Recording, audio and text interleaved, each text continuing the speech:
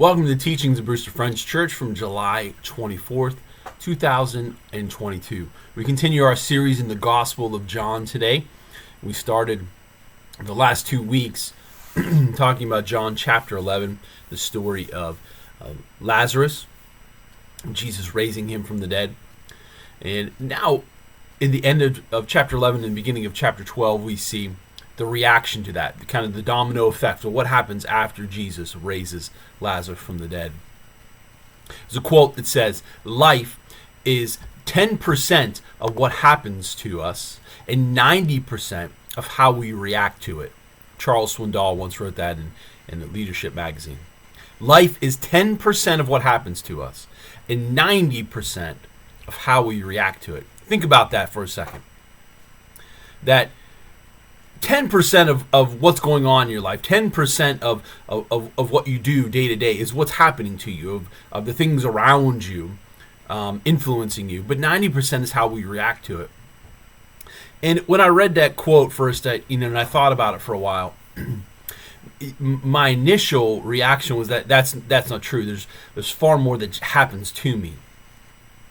But really, we start to think about everything we do, what we say, the decisions we make, and we start to realize how often they are reactions to something. And the math is an exaggeration. The math isn't correct. Nobody sat down and figured out that. But 1 out of 10 things that happens day to day is what happens to you. 9 out of 10 things are reactions to it. I'm not sure the math is in line with reality, but I think there's truth to the statement that most of what we do in life is a reaction. Someone says something to us and we react. Someone does something to us and we react. And often we don't know or realize what we're reacting to or when. And that's what, as I thought back of my day, I thought back of the things that I do, and I started to realize how many of the things are reactions. Sometimes we're reacting before people do things, it's like preemptive reactions. When we don't realize it. And a reaction doesn't have to be immediate. It's not, we think of a reaction sometimes like a reflex. Your knee gets hit with a little hammer and it swings out. That's what a reaction is, but that's not true. Reactions sometimes are slow. Reactions sometimes come later. For example, somebody at work says something to you. Somebody at work doesn't do their job or makes some kind of comment to you, and you're angry. But it's not something you can do anything about. It's not something you can say anything about. It's not something that there's anything that you can do. And so you bottle that up and then you get home. You've remained angry all day at what this person did, at what this person said, and as soon as you get home, your kids do something. And your spouse says something, and you get angry, or you react, or you yell. It's a reaction. The reaction isn't really to what happened at home. The reaction is to what happened at work. There was a delayed reaction. I try to teach my kids all the time, about the domino effect, that sometimes if we look at, they'll say, well, this isn't my fault. And so we'll try to trace it back. Let's look at everything. What started it? Let's start to trace back. And once we look back, we see what you did here wasn't just about what happened right before it, but we can trace it back to you, and there's some responsibility in the beginning, either to your actions or your reactions, and how one bad choice leads to a lot of other things happening that maybe we don't anticipate. So I think that it is true for us to sit back and say a lot of our lives are reactions. So here's the question.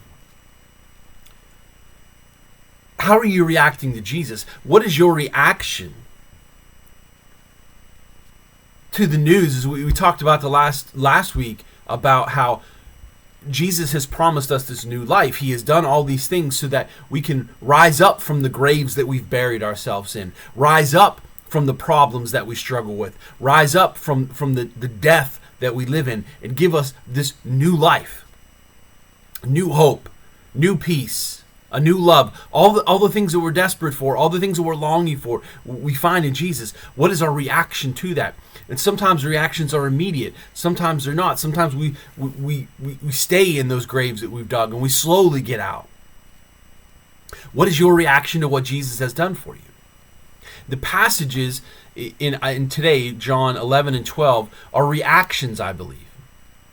The reactions to what Jesus does in resurrecting Lazarus. And John records that the crucifixion ultimately is a reaction to what happens to Lazarus. That it's not the first domino. Really, we can go back to the beginning and see the first dominoes of when the religious leaders started to oppose Jesus. But here, Lazarus, is kind of like the last domino that says, okay, now we have to kill Jesus. It's a reaction. The crucifixion is a reaction. The plan is a reaction to what Jesus does. And we see the initial reactions that lead them to that conclusion. So, but that's not the only reaction. We see kind of two different reactions here. And in the reactions of the people who were there, I believe that we see how we react as well. There's not really a lot of options to how we react to the power and the presence of Jesus. So we're not talking about our reactions to the resurrection of Lazarus. We're talking about our reactions to the message that Jesus has done everything necessary to bring us new life. To the message that Jesus is calling us to rise up out of the graves that hold us and to live. Maybe for the first time. So as we look at the reactions to what Jesus did, maybe begin to look at your own reactions. When you're confronted with the question of rising up out of the graves that you've dug for yourself, when you're called to let go of the things that are keeping you from experiencing life, the life that God has for you, what do you do? Do you hear them and do nothing? Do you respond by clinging tighter to what was yours because the thought of change threatened what might be comfortable to you? Or do you give up what needed to be given up to find that life? These verses today will not just help us see some of those reactions, but it helps us see what goes on inside of our hearts. What causes our reactions to the promise of the new life in Jesus. And so if we we're not going to read this first passage, you can go through it with me, John 11, starting with verse 45. We see the same thing that we see throughout the Gospel of John. Whenever Jesus does these miracles, whenever Jesus does these great things, whenever Jesus has these teachings, some people believe and some people don't. Those are the simple reactions to Jesus throughout the Gospel of John. We see in verse 45, many of the people who were with Mary, who saw the resurrection of Lazarus, they believed in Jesus when they saw what happened. It says, but some went to the Pharisees, which means they didn't believe. They go to the Pharisees and tell the Pharisees what Jesus has done. They tell them about the resurrection. It doesn't necessarily say they respond with disbelief. They don't say, Lazarus is still dead. There's no way Lazarus is really alive. No, they saw it for themselves. And they go tell people, hey, we saw Jesus raise somebody from the dead. They're certain of his miraculous signs. They acknowledge Jesus does miracles, but the response is still not belief. See, the belief doesn't have to be in what Jesus did. The belief doesn't have to be in whether Jesus did these things or not, whether Jesus was real or not, whether Jesus was there or not. No, it goes deeper than that. How do you respond to the truth about who Jesus is and what he did? And their response was not belief, not following him, not doing what that requires, but going and telling the religious leaders, knowing that they oppose him and don't believe him. In the religious leaders, when they hear this, specifically the leading priests, the Pharisees, and they call the whole high council together. That means the high priest is there, everybody's there. And it says, if we go, this is verse 48, if we allow him, Jesus, to go on like this, soon everyone will believe in him, and then the Roman army will come and destroy both our temple and our nation. Their response is fear. Everyone is going to believe in him. Now, if they were using logic in that moment, they could see that that's not true, because here he's raised Lazarus from the dead, and these people saw it with their own eyes, and they don't believe it. And notice that the religious leaders, they don't even say like that can't be true. We don't buy that. There's no way he raised somebody from the dead. They do not really even understand what belief in him means. Because they say everyone believing in him will result in the Romans coming. See, what that means is they expect that they'll believe he's the Messiah. And that the Messiah has come to overthrow the Romans. And so they're looking and saying, this guy, he's not the guy to fight the Romans. He's not the one that we want to trust to defeat them and free us. The Romans are going to come in and crush the rebellion he leads. People are going to believe he's the Messiah. People are going to rebel against Rome. And Rome is going to destroy our temple and our nation. Notice that word, our. Our temple, our nation. These religious leaders came and said, the Romans are going to destroy our temple, our nation. Ours, not God's. Ours. See, Jesus threatened their life. Jesus threatened what they valued, what they hold dear. Jesus threatens their lifestyle. And they don't want to change that. And so the word tells us that they begin to plot to get rid of Jesus, to kill him. God even prophesies through the high priest here, if we read these verses, where he says, don't you guys understand it's better for one man to die than for the whole nation to be destroyed? And it tells us the high priest doesn't realize that's prophecy. They're thinking of it as Rome coming in and destroyed, and it's really a prophecy about what the death of Jesus does to save us from real destruction. And they take that prophecy as permission to kill Jesus to save themselves, when it's really a prophecy about why Jesus is giving himself up to save everyone. So here's the question. What was their response? What was their reaction to the resurrection power of Jesus? The reaction was to cling tightly to what was theirs, to what they thought was theirs. Our temple, our nation. Their response was to get rid of Jesus, to keep what they wanted. The reaction was selfishness and pride. That's the real reaction here. What was inside of them that caused them to say, we need to kill him, to keep what's ours, which is a prideful statement and a selfish statement. Resurrection threatens our way of life. When we talked last week about how Lazarus rising from the dead showed us how God has the power to overcome what's dead in us. How God has the power to give us victory over it so that we can live a new life. But some people don't want that new life. They live in tombs and think they're homes. They don't want to change. They reject him. They push him out of their lives. So they no longer have to be confronted with him. These religious leaders never ask the question, hold on a second, how did he raise people from the dead?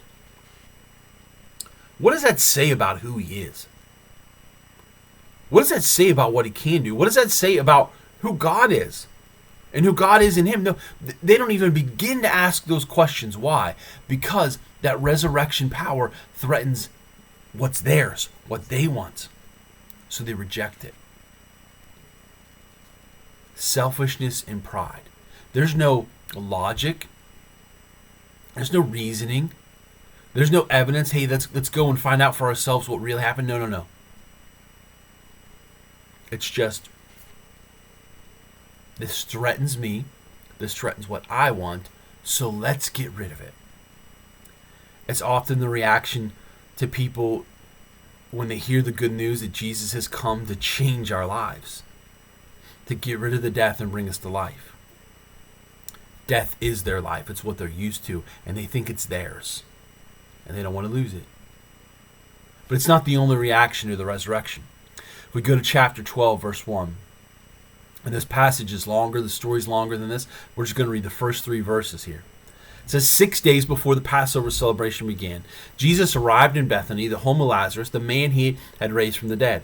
A dinner was prepared in Jesus' honor. Martha served, and Lazarus was among those who ate with him. Then Mary took a 12-ounce jar of expensive perfume made from the essence of nard, and she anointed Jesus' feet with it, wiping his feet with her hair, and the house was filled with the fragrance. Jesus is on his way to Jerusalem for Passover. And this is the last Passover. This is 6 days before Jesus goes to Jerusalem to die. His hour has come. It was said throughout John, it's not my hour yet. It's not my time yet. Well, now it's here. He knows he's about to die. Everything he's talked about is about to happen.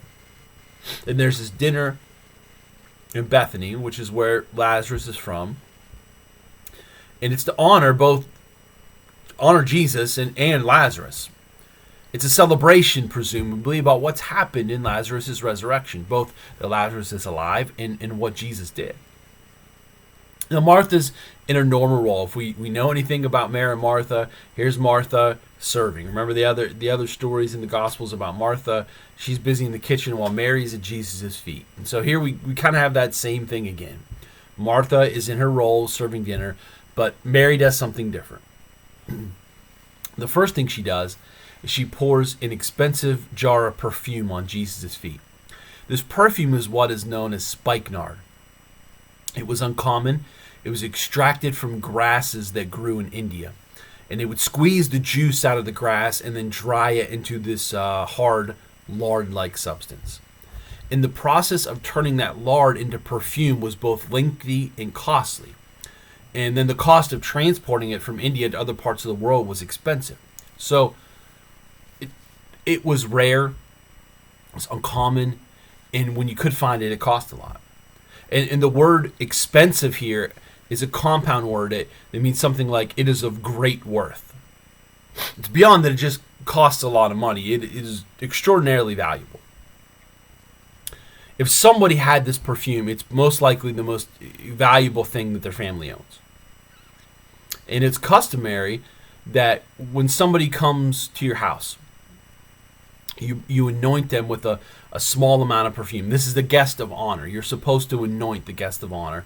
Small amount of perfume on their head, and then you give them some water to wash their feet. You don't wash their feet, you give them water to wash their feet. And some will talk about or write about Mary and say she was so moved in this moment. She sees Jesus here. She remembers what he did for her brother. And she goes back into her room and she finds this perfume, gets this special jar that's valuable to her family, and then she does what she does. But this is in her house. The other Gospels tell this story and make it clear that this is Simon the leper's house. Yes, Lazarus, Mary, Martha are from Bethany. Yes, Martha's serving in the kitchen, but we know this is not their house. This is Simon the leper's house. And that means this is not some emotional reaction where Mary sees Jesus and she's moved. No, she would have had to bring the perfume. It's a premeditated offering. I suppose she could have gone back to her house to get it. The story doesn't tell us that. But still, she had to make this choice, and it wasn't just an emotional reaction. It's a thought-out reaction of thanksgiving. Not only that, with it not being in her house, that means there's no expectation to anoint the guest for her. That's not her job, not her role. She doesn't give this gift because she was supposed to. It's not out of obligation. Nothing required her to use all of the perfume. Even if this was an obligation, she doesn't have to use all of it. She can use a little amount. This is an excessive amount she anoints Jesus with. What she does is excessive and extravagant. She doesn't just anoint his head, she anoints his feet. Remember, she's supposed to just give him a little bit of water to wash his feet, but no, she anoints his feet. She washes them with this expensive perfume. And only a servant is supposed to wash feet. That's why they would normally give them the water to wash their own feet. You don't wash somebody's feet unless you're a servant. On top of that, she wipes his feet with her hair. And in their culture, a woman's hair represented her glory and honor. In fact, a woman was only supposed to expose her hair to her husband. And lowering your hair like this for Jesus in front of all these men might cause some to question her relationship with him. To use her hair, her glory, her honor to wipe the feet of Jesus had to be the greatest act of humility that Mary could have possibly given. So, what was her reaction to the resurrection power of Jesus? What's how does she respond? Mary's reaction was one of sacrifice. She sacrifices something of great value, that which was probably the most valuable to her and her family. She sacrifices in a way that's planned out, not just some emotional reaction, not just some seat of the pants thing. It was thought out. It was planned. It was intentional. She sacrifices not out of obligation, but out of love, out of gratitude, out of service. She sacrifices excessively and extravagantly. She sacrifices with the act of service. She sacrifices in humility, in a way that could disgrace her, but lifts up Jesus. And then it says, notice this in verse 3, the house was filled with the fragrance.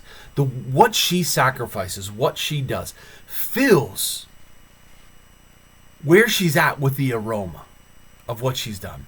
Her response, her reaction to what Jesus is doing in her life, has done in her life, changes the aroma of the room around her. It changes the environment around her. Now, if we keep reading, we see not everybody accepts her response. In fact, Judas specifically criticizes it. He says it's a waste. He says the money could have gone to better use. But how you react to the power of Jesus in your life and the new life that he's given you is not done with the expectation that everyone else will accept it or that everyone else will be changed by it. But it'll fill all the rooms in your life with the aroma of it. People will see it. People will know it. People will see that something's different. Something smells different. We don't do it to be accepted by others or to change others. We do it simply because we love him. Because we can't react in any other way. Because once we see what he's done, we have to show him how much that we love him too. We give extravagantly. We give excessively. We give with service. We give with humility. We give with thanksgiving in a way that changes the aroma of the world around us. Because after what he's done for us, how can we not do that? So there's a story of a guy named Eric Feldman wrote. And he was meeting a Chinese couple in Hong Kong some years ago. He was traveling to China, was stopped in Hong Kong first. And he's there with a friend, and the friend takes him down this narrow alley to this second floor flat to meet a man who'd recently been released from prison in China. And he said he knew that he was going to be pressured to carry Bibles or to carry Christian literature on his trip, but he didn't want to.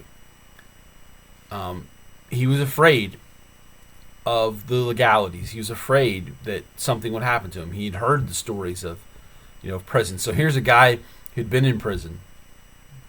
He's in his 60s. He opens the door.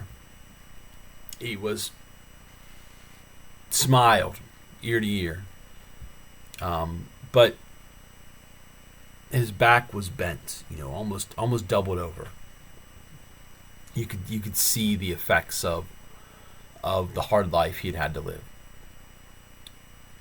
So he leads them to this room. There's barely any furniture in it. And a Chinese woman that looks about the same age as him comes in and begins to serve them tea.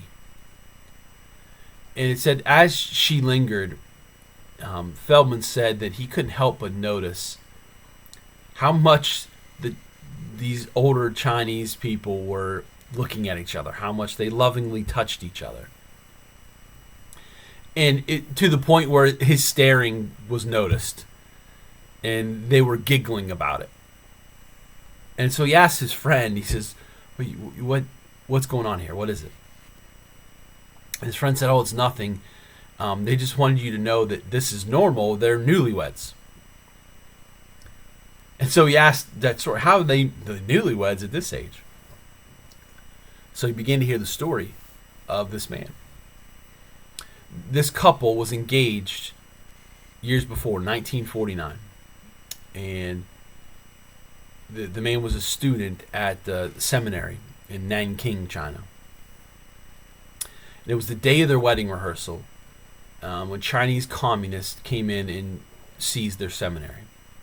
And they took all the students to a hard labor camp. For the next 30 years, the bride-to-be was only allowed to visit once per year. And each time, following their brief minutes together, the man would be called into the warden's office, and he would say to him, "You've just seen your bride-to-be, and you can go home with her. You can leave today. And all you have to do is renounce Christianity. You say you don't believe in Jesus. You say you're not a Christian. You can go home and get married and live your life." And year after year, for 30 years, the man would simply reply with one word: no. And Feldman was stunned by that story. How had this man been able to stand that for so long? Denied his family, denied his marriage, denied his health. When he asked that question, how are you able to do that? How are you able to take that for 30 years? The man was astonished by the question. And he said, with all that Jesus has done for me, how could I betray him? And the answer of no was his natural reaction. Natural reaction based on faith that he had in who Jesus was and what he'd done for him.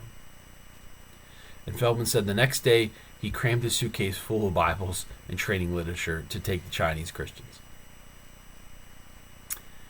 And he determined that if he was asked, he wouldn't lie about them. He would accept the consequences. Because with all that Jesus had done for him, how could he not? And he said he didn't lose a minute of sleep worrying about the consequences as he began to embark on his journey. Could any of us even begin to fathom giving up that much to remain faithful to Jesus? The world that we live in today questions our faith, doubts our faith, and looks down upon our faith. And even with just those, sidewards glances, we begin to abandon. And here's this guy who, was tortured for years, lived in hard labor camp, was denied everything for years, and couldn't imagine doing anything other than giving all that up for Jesus. Being in the position that man was put in because of our faith usually causes us to give up our faith, to ask, if Jesus is who he says he is, why doesn't he fix it? Why doesn't he make it better if he loves us so much? But Jesus gave up his life out of his love to give us the opportunity to find new life. We know what Jesus' love for us cost him. But what does your love for Jesus cost you? Mary's reaction was sacrifice. And friends, I'm here to tell you that if we truly believe, if we're those who believe in the resurrection power of Jesus, and we've been pulled up out of those graves that we've lived in, the reaction should be sacrifice. What have you had to sacrifice or surrender because your love for those things was keeping you from fully experiencing the love of Jesus?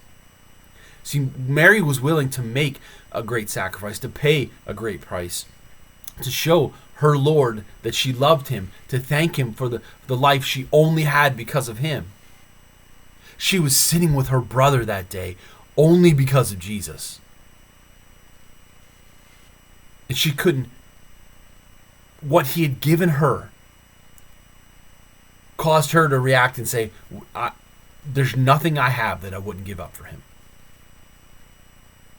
What she gave up cost about a year's wages, went far above and beyond what was asked of her, risked ridicule and humiliation for what? to show Jesus that she loved him, to thank him for what he had meant for her life. What has your love for Jesus cost you?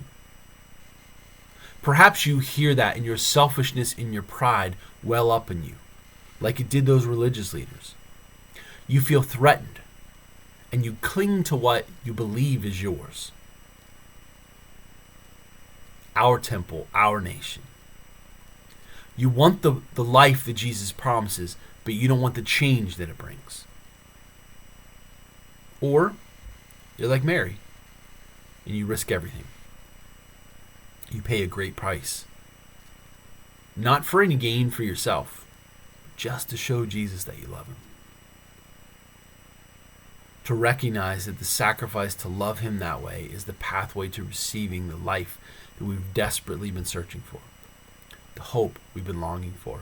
The peace that we're fighting for. The love that we clamor for. The challenge for us is not to think about what we have given, but what our love has cost us. Not to think about what we have given, but what we've held on to. What has your love for Jesus cost you? Has your reaction to Jesus, it's one of two things. It's either caused you to cling more tightly to what you believe is yours, or to give it all up because you know it's his. If your love for Jesus hasn't cost you in some extravagant, meaningful way, if it hasn't caused you to give, if it's caused you to give out of obligation, not out of thanksgiving, if it hasn't brought service and humility out of your life, then you have to really ask yourself if the reaction you are giving to what Jesus has done for you and the life he's offering you is the right one. If you react to Jesus with belief, if you react with acceptance of this new life that he has for you and all that this new life promises you, you will love him. Not in some obligatory way, but in a way that costs you everything. What has your love for Jesus cost you? That's the question you have to ask yourself to uncover your reaction to the resurrection power of Jesus in your life. Because if you believed in that, and if you've accepted that, if it's changed you, then there's nothing you have, nothing you will ever have, that you haven't let go of and given into his hands. If your love hasn't cost you everything, if it hasn't cost you to give in some extravagant, excessive,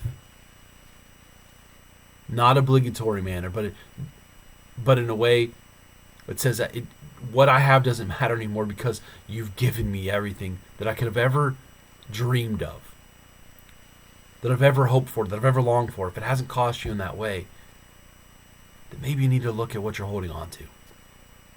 And maybe realize that you haven't reacted to the resurrection of Jesus in your life the way that you need to really embrace and see the power, the hope, the peace, the love that he brings you. Father God, I pray for those who hear these words today. May they hear the truth. May they see that there's this one thing that's been done to them that means more than everything else that's been done to them. And that one thing is that Jesus has loved them. Loved them enough to come to this world. Loved them enough to die for them in their sins. Loved them enough to resurrect from that grave and come back to show us that life is possible. That we can rise up from the graves of this world. That the stones can be rolled away and that new life can be found in you. The rest of our life is a reaction to that one thing. What causes us to run away and cling to what is ours? Because our selfishness and our pride threaten the life that we think that we want? Or will it cause us to react by letting go of everything? Because our reaction is that we love you. May today we surrender all that we have and all that we are to you, because we love you. May we give in a way that doesn't even make sense to the world around us, because we no longer need what we had, because we found everything we need in you. May our reaction to resurrection be sacrifice, be to give, be to love. Because it's the only thing, after all that you've done for us, after all that you've given to us, how could we betray you by clinging to what we think is ours? May what you've done change our minds. May what you've done change our hearts. May who you are cause us to live in a new way today, to find life in you, and to give up the life that we've clung to. We pray that you do this work in us today, that you accept our humble sacrifices and you use them to fill the world around us with the fragrance of your love and grace. We pray all these things in your name. Amen.